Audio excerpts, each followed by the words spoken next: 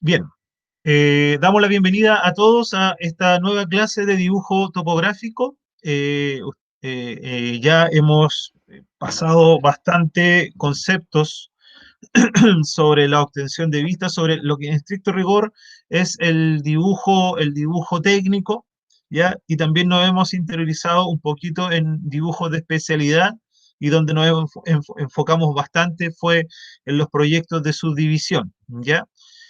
Hoy día ya nos vamos a adentrar un poco más en lo que son los fundamentos prácticos del dibujo topográfico, ¿ya? La esencia del dibujo topográfico, por qué nace o por qué se dibuja, ¿ya? Entonces, la clase de hoy día va a ser un poquito teórica, va a ser traté de resumir los conceptos porque es necesario entender un poquito sobre los conceptos de geodesia, que ustedes lo van a ver, quizás si pasan, ¿no es cierto?, su módulo, lo van a ver, creo que en el próximo semestre o en el tercer semestre, no recuerdo bien la malla, creo que en el tercer semestre, sí, en el tercer semestre van a ver sobre lo que es geodesia, pero para poder explicar los conceptos o los fundamentos prácticos del dibujo topográfico, nos vamos a meter un poquito en esta rama de la geodesia, ¿ya? Que la geodesia en estricto rigor es el análisis, ¿no es cierto?, de la forma que tiene la Tierra, ¿ya? Eso para que no se asusten con el nombre. Insisto, esto lo van a interiorizar más adelante, pero esta es una introducción para poder adentrarnos, ¿no es cierto?, a entender lo que son los sistemas de proyección, a entender cómo se generan las curvas de nivel, a entender cómo se establecen, ¿no es cierto?, lo que son los perfiles de un terreno o los cortes, ¿no es cierto?, los perfiles transversales y longitudinales, y poder así armar, ¿no es cierto?, nuestro proyecto topográfico, nuestro dibujo topográfico. Entonces, voy a comenzar con la presentación, ¿no es cierto? Que ustedes ven ahí, dice Fundamentos Prácticos del Dibujo Topográfico, ¿ya? Y esta clase va a ser más que nada una introducción, ¿ya? Lo que tenemos, ¿no es cierto? Siempre en discusión hasta el día de hoy, uno busca por internet, ¿no es cierto? Por YouTube, esto que ustedes ven ahí, la discusión, la gran discusión si la Tierra es redonda o es plana, ¿ya? No voy a argumentar en estricto rigor por qué la Tierra no es plana, ¿ya? Pero sí les dejo a ustedes quizás la inquietud de buscar, por ejemplo, una persona o un hombre que existió en la antigüedad que se llamaba Eratóstenes, que fue el primer hombre que calculó el radio que tiene el planeta, ¿ya? Basado en un fenómeno que pasaba con, que ocurría, ¿no es cierto?, en el lugar donde vivía él y en otro lugar de Egipto donde en la misma fecha o en la misma hora las sombras eran de distintas formas. Ya eso dilucida un poco, ¿no es cierto? Eso nos revela de que la Tierra tiene una forma curva y no una Tierra plana como lo hablan los terraplanistas, ¿ya? Entonces, no voy a argumentar sobre eso, ¿ya? El hecho de que la Tierra no sea ni plana ni redonda ha planteado históricamente un problema en los cartógrafos, ¿ya? ¿Quiénes son los cartógrafos? Los cartógrafos son las personas que se encargan de fabricar los planos, ¿no es cierto? Y las cartas topográficas, las cartas de navegación. A estos que se especializan, a estas personas que se especializan en fabricar estas herramientas de trabajo, se les llama cartógrafo, ¿ya? Para el cartógrafo, como decía entonces, el que la Tierra tenga sea plana o sea redonda, ¿no es cierto? Ha planteado un problema histórico, ¿ya? Y esto especialmente cuando se producen grandes mapas, ¿no es cierto? Grandes series de mapas o cartas a grande o pequeña escala, como ya lo vimos en su momento, ¿ya? Y que cubran un espacio geográfico. La forma exacta de la Tierra se convierte en un aspecto principal para el cartógrafo. Disculpe. Se transforma en una forma importante, es un concepto importante que tiene que manejar el cartógrafo para poder representar bien la superficie terrestre, ¿ya? es importante porque basado en la forma que tiene el planeta, vamos a poder establecer las distancias que hay entre un punto a otro de forma exacta o de forma correcta, ¿ya? Eh, las, a ver, los mapas individuales a gran escala, especialmente aquí de naturaleza temática, no son significativas, ¿no es cierto?, sus dimensiones, si yo tengo claro cuál es la forma que tiene o qué modelo de forma estoy usando en el planeta. Las imágenes satelitales aseguran, ¿no es cierto?, la forma aproximadamente esférica que tiene el planeta, ¿ya? Y digo aproximadamente esférica porque ustedes lo que ven ahí son dos tipos de forma que se proponen, no estoy proponiendo yo, sino que se proponen acerca de nuestro planeta, ¿ya? Eh, las imágenes satelitales, ¿no es cierto?, nos muestran quizá una forma eh, eh, más esférica, ¿ya?, de la Tierra, ¿ya?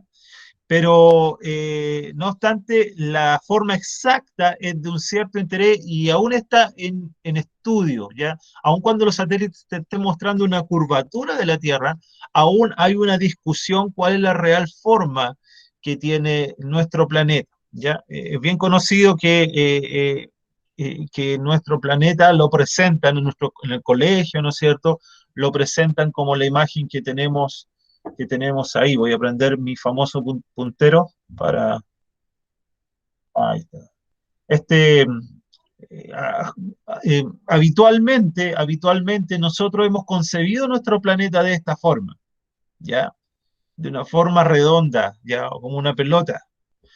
Pero la realidad y la física nos establecen que nuestro planeta tiene esta forma achatada. ¿Por qué achatada? Y yo me gustaría que ustedes, si tienen ahí algo a mano en su casa, ¿no es cierto?, que tenga un peso o amarrar un cordel o una cadena, mejor una cadena, y yo pongo en la punta de la cadena un peso y comienzo a girar la cadena, se van a dar cuenta que al estar girando, los extremos de la cadena comienzan a acercarse. A medida que más fuerte yo hago este giro, más se comienzan a acercar los extremos, ¿ya? Y es lo que pasa con nuestro planeta. Nuestro planeta, al girar sobre su eje, ¿no es cierto? Al girar sobre sus polos, al tener su punto de rotación sobre sus plomos, perdón, sus polos, ¿ya? Que es lo que ustedes ven ahí, ¿no es cierto? Eh, norte y sur, norte y sur. Entonces, al ver nosotros que nuestro giro está basado en el polo, tanto norte como sur, esto provoca que en la zona del Ecuador nuestro planeta sea más ancho, ya sea más ancho. Entonces, la forma real que tiene nuestro planeta no es redondo, sino que producto de la fuerza centrífuga que provoca el giro, la rotación de nuestro planeta, esto se está formando en una especie de óvalo, ¿ya? O un huevito, pero botado, por decirlo así, ¿ya? Esa es la forma que tiene nuestro planeta. Entonces, ya ahora ustedes teniendo este concepto, siendo topógrafos, ya deben asimilar que nuestro planeta no es redondo, sino que nuestro planeta es achatado, no tiene una circunferencia perfecta. Bien, seguimos entonces. Otra cosa importante es que considerando, ¿no es cierto?, que como topógrafos tenemos que luchar, por decir así, con el hecho de que la masa que tiene nuestro planeta no es uniforme, no es uniformemente distribuida, no es que sea una línea pareja, por decir así. Nuestro planeta no es una línea pareja, de hecho nosotros podemos ver en este momento hacia la cordillera y vamos a ver altas cumbres, y si miramos hacia la costa, vamos a ver cómo estos relieves comienzan a empequeñecer hasta sumergirse en el fondo del mar. ¿Ya? Eso es porque nuestra masa, la masa de nuestro planeta no es uniforme, no tiene una misma forma. Y esto crea, al tener estas deformaciones, nuestro planeta entonces crea variaciones en la fuerza y en la dirección de la gravedad. ¿Ya? hay puntos donde la gravedad es mucho más fuerte que en otros lugares. Mientras más alto sea la zona geográfica, mayor va a ser la fuerza de gravedad, la fuerza que te va a atraer al centro de la Tierra, ¿ya? Entonces, esto también es un problema para los topógrafos en el sentido, por ejemplo, de la orientación, ¿ya? Eh, estos problemas, ¿no es cierto?, controlan lo que son las superficies horizontales y verticales. Al existir gravedad en nuestro planeta, y más los movimientos tectónicos que hay en el interior de nuestro planeta, entonces esto provoca que nuestro planeta vaya moviéndose, sea, digamos, como una gelatina rocosa, ya que va deformándose, va cambiando en el transcurso del tiempo. ¿Ya? Por eso es importante, muchas veces cuando hacen los estudios topográficos ponen estaciones de monitoreo para saber cuánto es lo que se mueve el suelo en un transcurso de tiempo. ¿Ya? Entonces los científicos, para poder solucionar o para poder ayudar en estos trabajos de las áreas de las ciencias de la Tierra, donde nosotros estamos insertos, si lo recuerdo haberlo comentado alguna vez, nosotros somos topógrafos, pero no estamos siempre, si bien nuestra aplicación es en la construcción, nuestra área de desempeño o nuestra área de conocimiento está basado en las ciencias de la Tierra, ¿ya? Somos en estricto rigor como unos técnicos científicos, ¿ya? Porque nosotros estudiamos el terreno, ¿ya? Y en base a nuestros estudios es como se pueden conformar las obras de construcción, la obra civil, ¿ya? Entonces, los científicos han postulado, en teoría, una forma esférica irregular, que es la que ustedes están viendo ahí en la imagen, ¿ya? Que tiene en cuenta las variaciones de la gravedad y a esta forma se le llama geoide, a esta forma que es como una papa, ¿ya? Si lo podemos tomar o asimilar con algo habitual que tenemos, imagínense una papa, ¿ya? Y eso es, matemáticamente, ese modelo se le llama geoide, ¿ya? Y la forma del geoide es más destacada bajo los continentes debido a la presencia de una gran masa rocosa por encima del nivel del mar. Si ustedes observan, los continentes son mucho más pronunciados que los que están en el nivel del mar. ¿Ya? Eso es por la masa rocosa que allí se conforma. El geoide se describe frecuentemente como una superficie hipotética, ¿ya? Al que se le adapta el océano, ¿ya? Es una forma irregular, deformada, ¿no es cierto?, a la que le adaptamos el océano. ¿Por qué? Porque los cursos o los cuerpos de agua son regulares, ¿ya? Son mucho más regulares. Entonces es importante tener eso en cuenta. El geoide es una forma, es como que nosotros sacásemos el agua de nuestro planeta, ¿ya? Y ahí queda revelada la forma que tiene nuestro planeta, valga la repetición, ¿ya? Si, si fuera libre para ajustarse a la atracción gravitatoria de la Tierra y la fuerza de rotación centrífuga, ¿no es cierto?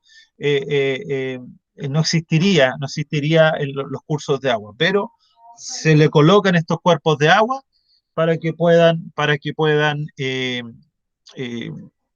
eh, definir, por decir así, de la forma más real posible nuestro planeta. ¿Me van a disculpar un poco? Voy a silenciar un poco y quiero hablar a la gente aquí en mi casa para que cierren la puerta para que no haya tanto ruido, ¿ya?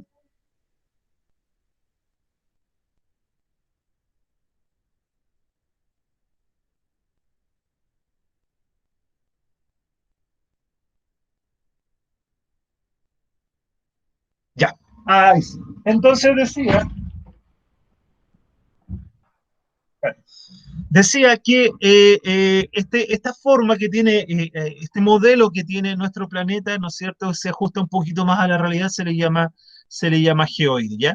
Ahora, ahora, aún así, como está ahora, bueno, otro alcance, eh, los lugares, ¿no es cierto?, a ver, ¿cómo explicarlo? Los estudios que tiene, los estudios de gravedad utilizando satélite han revelado, producto de esta forma que tiene el geoide, han revelado eh, eh, que el campo gravitatorio de la Tierra tiene algunos lugares donde son más destacados, son más salientes, por decir así, y otros lugares donde son más de depresiones, son más profundos, ¿ya? Sacando, obviamente, sacando el agua, que el cuerpo de agua que hay en nuestro planeta, ¿ya? Y como dato, quizás podría decir que la mayor joroba que existe ya en nuestro planeta está en Nueva Guinea, ¿ya? Esa es la parte más alta o la joroba más grande que tiene nuestro planeta y que más o menos es de 81 metros de altura, ¿ya? Y la mayor depresión, hablándole en forma un poco más simple, el mayor hoyo que hay en nuestro planeta, ¿ya? Está al sur de la India, que es de 110 metros bajo la superficie de referencia, ¿ya? Ahora, si bien ya estamos estableciendo la forma o este modelo que tiene nuestro planeta, también es importante entender que aún así como está, así como ustedes lo ven ahí, sigue siendo un problema en la cartografía, ¿ya? ¿Por qué? Porque es irregular, es una superficie irregular y por lo tanto eso nos desfavorece, ¿ya? Desfavorece al cartógrafo y también al topógrafo, ¿ya? De hecho, creo que haberlo comentado en su momento, pero si no lo digo ahora. Producto de esta deformación que tiene nuestro planeta, en donde hay irregularidad y curvatura, entonces se establece de que nuestros puntos de referencia no tengan una distancia mayor a 500 metros entre una y otra, ¿ya? Para no obtener esos errores que se producen por los equipos, ¿no es cierto?, producto de esta deformación y esta irregularidad y esta curvatura que tiene el planeta, ¿ya? Entonces, como es muy desfavorable para el estudio de nuestro planeta, para poder plasmarlo en un plano, ¿no es cierto?, es importante entonces que esta forma que tiene sea transferida a una forma geométrica regular que puede ser calculada y que se aproxime al geoide. Y esta forma, la voy a presentar en este momento, esta forma geométrica que le estoy explicando, es lo que se conoce como el elipsoide. ¿Ya? Ustedes están viendo ahí la forma esférica, la línea celeste. A ver, voy a buscar mi mouse, que no sé dónde. Ahí está. A ver, a colocar el láser. Ahí está. Tenemos aquí tres tipos de formas, ¿ya? Tenemos la esférica, que es como se representa didácticamente, por decir así, nuestro planeta, ¿ya? Acercándose a la realidad. Tenemos el geoide, que es el modelo que expresa cómo es nuestro planeta, ¿ya? Sin el agua. Y tenemos el elipsoide, que es la figura geométrica calculada, ¿ya? Para poder establecer así mis mediciones, ¿no es cierto? Que me ayuden al estudio del terreno o al estudio de grandes extensiones de terreno, ¿ya? Esto se le llama elipsoide. Ahora, ojo, ustedes ahí ven uno, pero no existe un solo elipsoide, sino que existen varios elipsoides. Lo tenemos aquí en esta imagen, que les voy a mostrar ahora.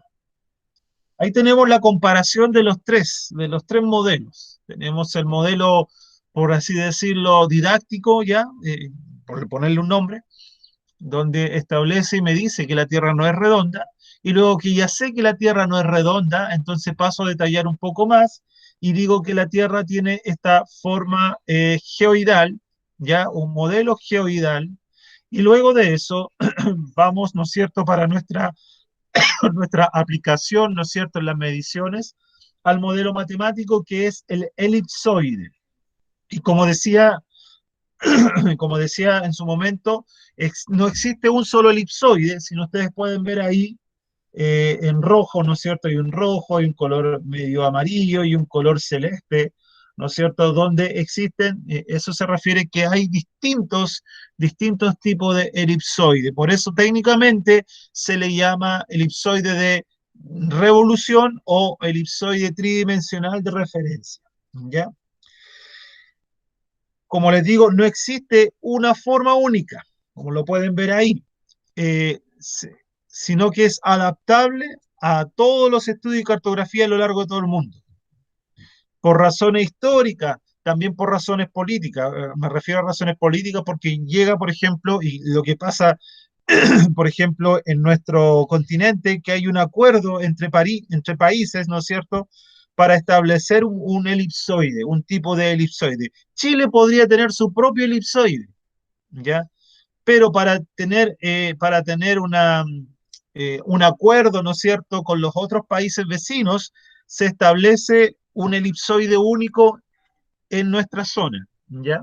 En nuestra zona. Es por eso que existe netamente, la mayoría de las veces, por un tema político, ¿no es cierto?, por un conglomerado, ¿ya? Que establecen continentes, ¿no es cierto?, dicen ya nuestro elipsoide de referencia para estudios de ingeniería, ¿no es cierto?, y estudios topográficos va a ser el elipsoide tanto, ¿ya?